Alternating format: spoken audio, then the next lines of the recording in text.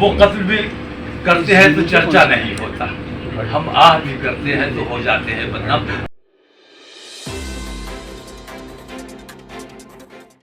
हम आह भी करते हैं तो हो जाते हैं बदनाम, वो कत्ल भी करते हैं तो चर्चा नहीं होता। आदाब द लीडर हिंदी के लिए वसीम अख्तर। ये शिकवा है ऑल इंडिया इत्तेहाद मिल्लत काउंसिल के राष्ट्रीय अध्यक्ष मौलाना तौक़ीर रज़ा खां का।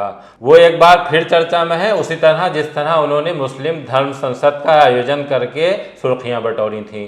मौलाना ने बयान दिया था कि मुसलमान अगर सड़कों पर आ गए तो फिर किसी के कब्जे में नहीं आएंगे, और जिस दिन मुसलमान सड़कों पर आएगा उस दिन फिर किसी के कब्जे में नहीं आने वाला है, ये समझ लिया जाए। इसके आगे और इसके पीछे जो उन्होंने कहा था, इल्जाम है कि कुछ चैनलों ने वो बात हटाने के बाद मौलाना का बयान इस तरह से चलाया है जैसे वो मुसलमानों को उकसा रहे हैं। मुजरिम में और मुल्जिम में अंतर होता है, आरोपी और अपराधी में अंतर होता है। तो आरोपी के घर पे बुलडोजर चला देना ये अन्याय है। इस किस्म के अन्याय अगर इस हुकूमत में होते रहे तो इस देशव्यापी जेल भरो आंदोलन को रोकना हुकूमत के बस की बात नहीं। और जिस दिन मुसलमान सड़कों पर आएगा उस दिन फिर किसी के कब्जे में नहीं आने वाला है, ये समझ लिया जाए। तो मैं हुकूमत को चेतावनी देता हूं, खास तौर से नरेंद्र मोदी सरकार को मैं चेता देना चाहता हूं कि अगर उन्होंने अपने इस तरीक़ेकार को फौरी तौर पर दुरुस्त नहीं किया और उनकी खामोशी, तुम सबके प्रधानमंत्री हो, तुम्हारे मुल्क में इस किस्म की बेईमानी हो रही है और तुम खामोश हो, मूक दर्शक बने हुए, अंधे और बहरे बने हुए, ऐसा लगता है तुम महाभारत के धृतराष्ट्र हो।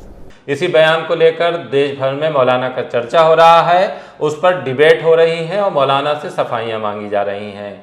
मौलाना ने ये प्रेस कॉन्फ्रेंस 2 दिन पहले की थी और इसके बाद एक बार फिर से जो मेन चैनल है उनका तांता मौलाना के यहाँ लग गया है। मौलाना तौक़ीर रज़ा खां ने चैनलों से बात करते हुए उन पर गंभीर इल्ज़ाम लगाए हैं। यहाँ तक कह दिया है कि अगर कोई सबसे बड़ा दंगाई है तो वो चैनल ही हैं।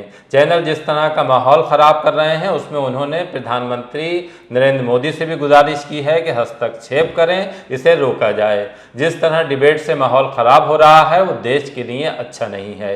मौलाना ने इसी वजह से ये शेर पढ़ा है कि हम आह भी करते हैं तो हो जाते हैं बदनाम, वो कत्ल भी करते हैं तो चर्चा नहीं होता।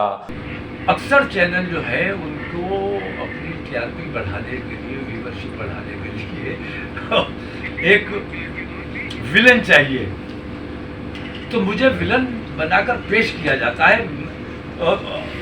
इसमें एक शेर पढ़ना चाहूँगा कि वो कत्ल भी करते हैं तो चर्चा नहीं होता, और हम आह भी करते हैं तो हो जाते हैं बदनाम। मैं भाईचारे की बात करता हूँ तो उसको मुझे भड़काऊ कहा जाता है, और जो भड़काऊ कर रहे हैं, जो तलवारें लहरा रहे हैं, जो आतंकवाद कर रहे हैं खुलेआम, उन पर ये तमाम चैनल जो हैं उन पर खामोश है, उनकी सरपरस्ती कर रहे हैं, उनको बढ़ावा दे रहे हैं। उनका सीधे सीधे चैनलों पर इल्ज़ाम है कि जब भी कभी वो कोई बात कहते हैं वो बात इस वजह से नहीं कहते हैं कि वो मुसलमानों की पैरवी कर रहे हैं, बल्कि उन्हें ये लगता है कि देश में हिंदू मुस्लिम के बीच जो नफरत पैदा हो रही है उससे नुकसान हो रहा है, रिश्ते ख़राब हो रहे हैं और इन रिश्तों की खराबी से देश पीछे चला जाएगा। मेरा मानना ये है कि सबसे बड़ा अगर देश में देशद्रोही कोई है तो वो ये सांप्रदायिकता परोसने वाले चैनल हैं जो हिंदू मुस्लिम में दूरी पैदा करने का काम कर रहे हैं, ये देश का नुकसान करने का काम कर रहे हैं।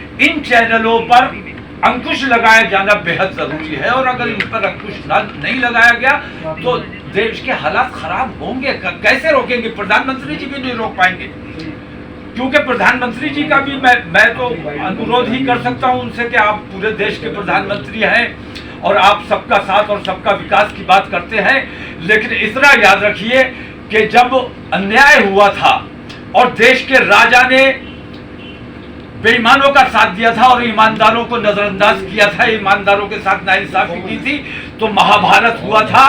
आज आपको धृतराष्ट्र की भूमिका से बाहर निकलकर देश के हालात को देखना चाहिए, और जहां गलत हो रहा है, वो मैं गलत कर रहा हूं या आपका अपना कोई गलत कर रहा है, उसके खिलाफ आपको सख्त एक्शन लेना चाहिए।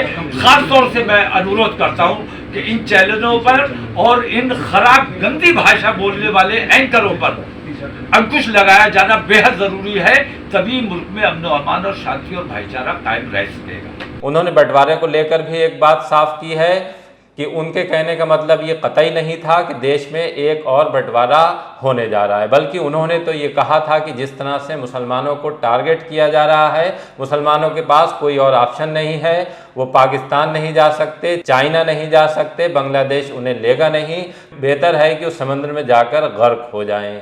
क्योंकि जब तुम हमारे साथ रहना नहीं चाहते, हम कहीं जा नहीं सकते, पाकिस्तान हमें कबूल नहीं करेगा, बांग्लादेश हमें कबूल नहीं करेगा, चाइना हमें कबूल नहीं करेगा, हम कहाँ जाएं? हुकूमत हमारी बात सुनेगी नहीं, हमारी बात मानेगी नहीं। कोर्ट में हमें इंसाफ की अब उम्मीद नहीं रही। अगर छेड़छाड़ करना चाहते हो, हमारे साथ रहना नहीं चाहते, हमारे साथ कारोबार नहीं करना चाहते, तो तुम्हारी हुकूमत है, तुम्हारी पुलिस है, तुम्हारी मिलिट्री है, अपनी हुकूमत से मांग करो कि हमें कहीं समंदर में गर्क कर दें।